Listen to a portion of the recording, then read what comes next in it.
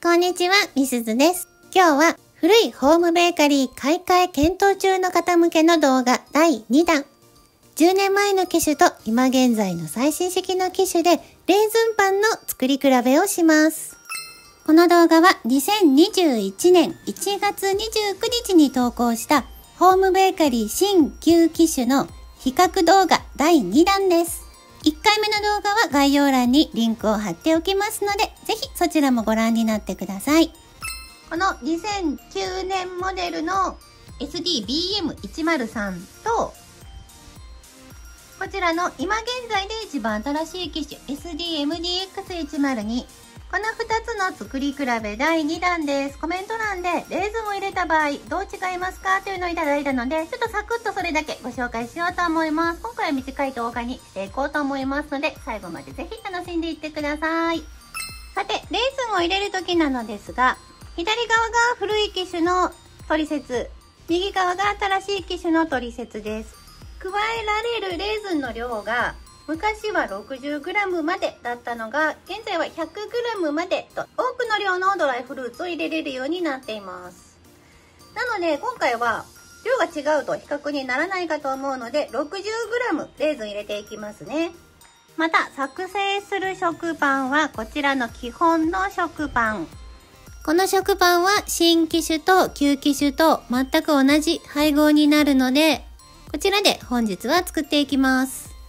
強力粉 250g、 バター 10g、 お砂糖が 17g、 スキムミルクは我が家は使わないので入れないです。お塩 5g にドライイーストが 2.8g で水が180になってますが、今回は我が家は国産小麦を使ってるので、ここから 10cc 減らして作成しますね。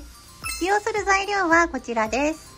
前回とほぼ同じ材料です。国産小麦は春よ来い。インスタントドライイーストはサフインスタントドライイーストの金を使います。レーズンはグリーンガイのオーガニックレーズンを 60g ずつ湯通しせず使用していきます。お塩は南の極み。バターはウエストゴールド。お砂糖はラ・ペルーシュ。前回と同じです。こちらを使用していきます。文法で買い直しました。では計量していきます。計量が終わりました。こちらが旧機種、こちらが新機種ですね。どちらも食パンの分量同じもの入れています。ここに冷たいお水を170ですね。国産小麦なので 10cc 減らして、で常温の水じゃなくて国産小麦の場合冷水のがうまくいくようです。こちらで動かしていきます。食パンはメニュー2番、レーズンはありで、今の機種には荒混ぜという機能があるので、この荒混ぜの方でこちらは混ぜていきますね。古い機種は普通に混ぜていきます。焼き色は淡いにしています。イーストはイースト投入口に入れてます。レーズンはここですね。今回は湯通しせずにそのままパックから出したものそのまま入れてます。60g 入れてます。旧機種の方も同じですね。この中にイーストとレーズン入れています。旧機種の方は 60g までしか入らないので、この中も結構これ 60g 入れたらギリギリですね。パンパンです。ではこれでどちらも最後まで焼いていきますね。レーズンが入りました。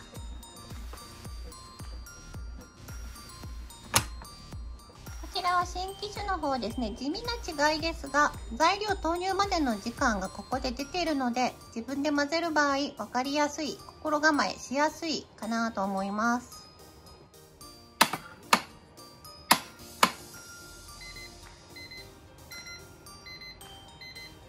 新機種の方もレーズンが入りました。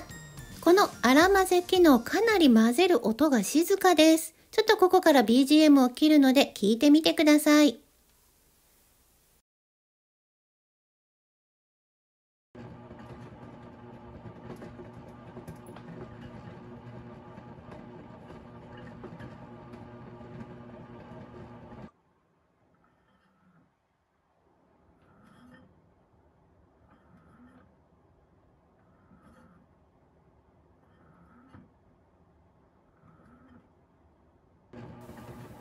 いかがでしたか？どちらも音量は同じにしているのですが、旧機種の方は結構しっかりと混ぜてくれているのに対して、新機種の荒混ぜ機能を使った場合はかなり静かな混ぜ音になっています。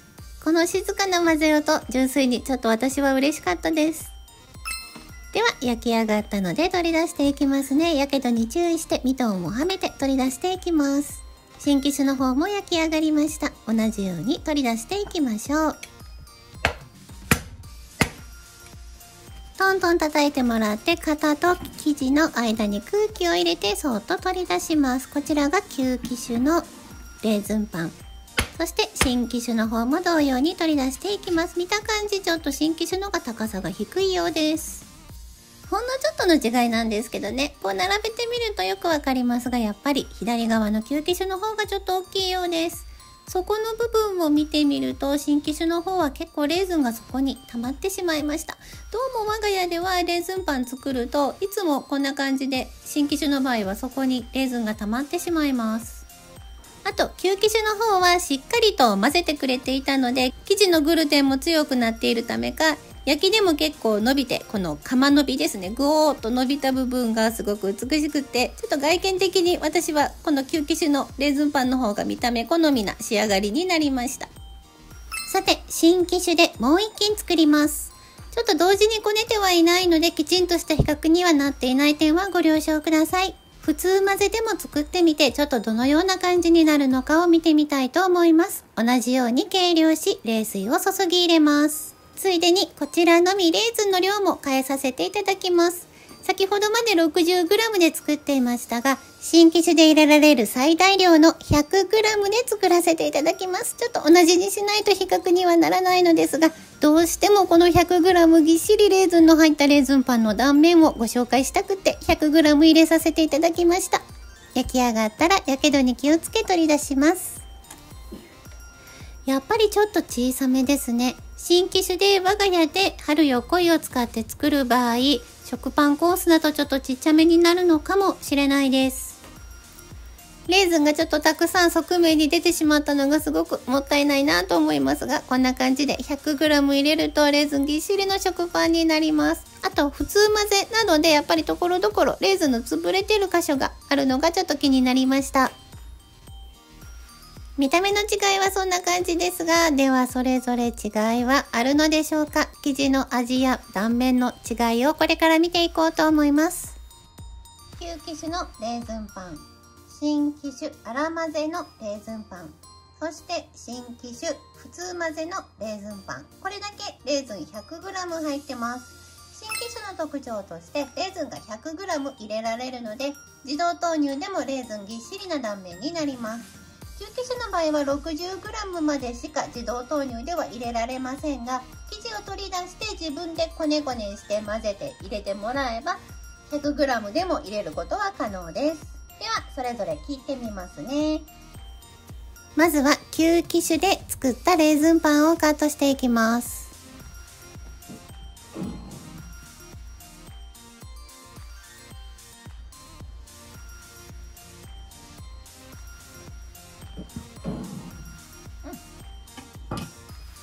断面はこんな感じになりました。続いて新機種の荒混ぜ機能を使ってレーズン 60g で作ったレーズンパンをカットしてみます。荒混ぜなのでレーズンを潰さないように優しく混ぜてくれています。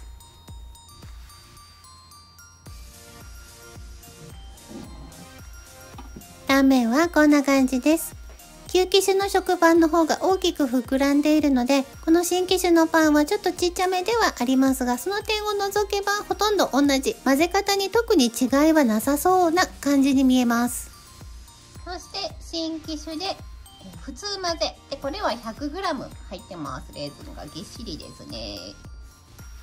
ただちょっと外側にレーズンがいっぱい出ちゃってるのがちょっともったいないかなと思います。やっぱりこの辺りは自分で混ぜた方がレーズンが外に出ないので、中に全部包み込めて綺麗な断面になるからいいなぁと私は思います。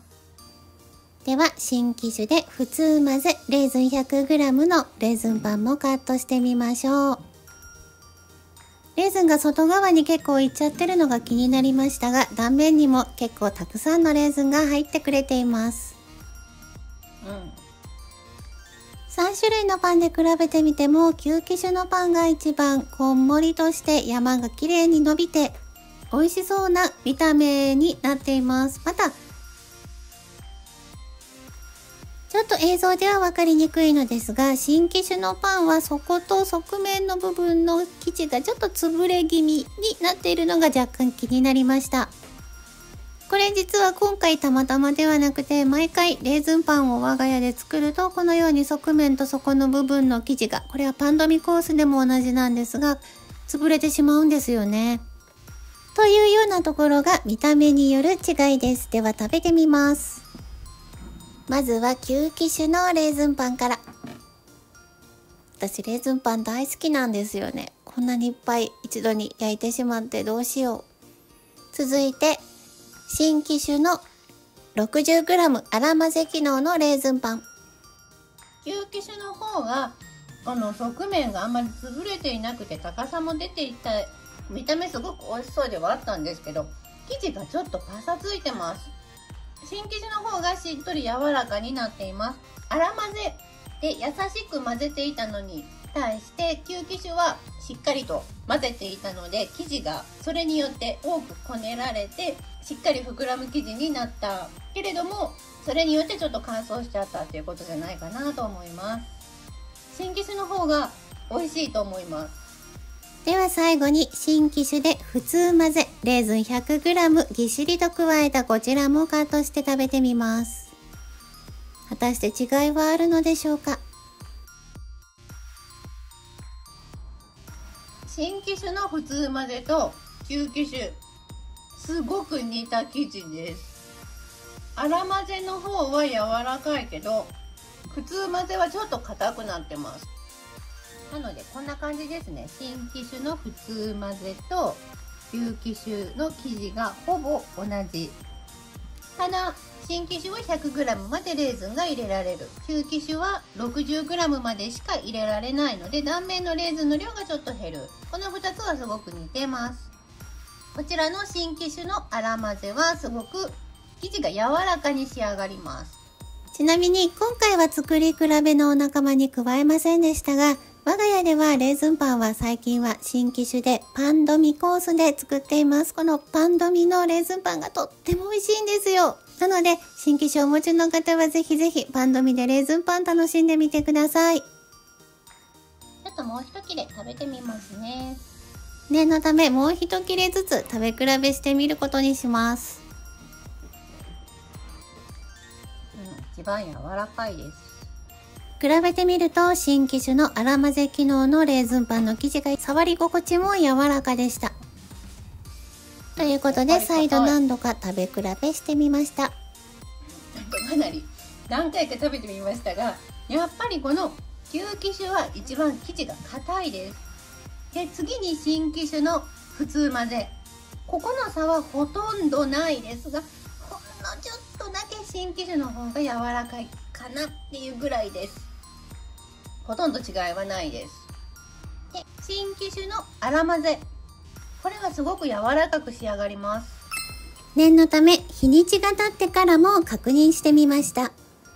これは焼いてから3日後のレーズンパンです。断面はこんな感じで、中の方へ行っても端っこの方とさほど違いはありません。またそれぞれ硬くなってはいますが、違いはほぼ同じで、旧機種のパンが一番硬く、その次が新機種の普通混ぜ、そして新機種の粗混ぜのパンが一番柔らかでした。焼いた当日に食べきれない場合は粗混ぜのパンがおすすめかなと私は思います。以上が我が家で調べた食べ比べ結果になります。10年前の機種と現在の機種で普通混ぜならさほど違いはないということが分かりました。古い機種も優秀でまだまだ全然使えますね。そして新機種の粗混ぜ機能を使えば柔らかなパンができます。翌日、翌々日に食べることが多いご家庭の場合には新しい機種の方が向きます。というわけでこんな感じになりました。コメントくださった方ありがとうございます。動画が参考になったよと思ったら評価ボタンとチャンネル登録していただけると嬉しいです。ではこの後も素敵な一日をお過ごしください。また次回の動画でお会いしましょう。最後まで見てくださりありがとうございました。作ってみたいと思ったらぜひチャンネル登録と高評価をお願いします。このチャンネルはお砂糖みりんなしレシピを載せています。詳しいレシピはすべてブログに書いてあります。また見に来てくださると嬉しいです。Twitter、Instagram、TikTok なんかもやってます。こちらもぜひ覗いてみてね。それではまた。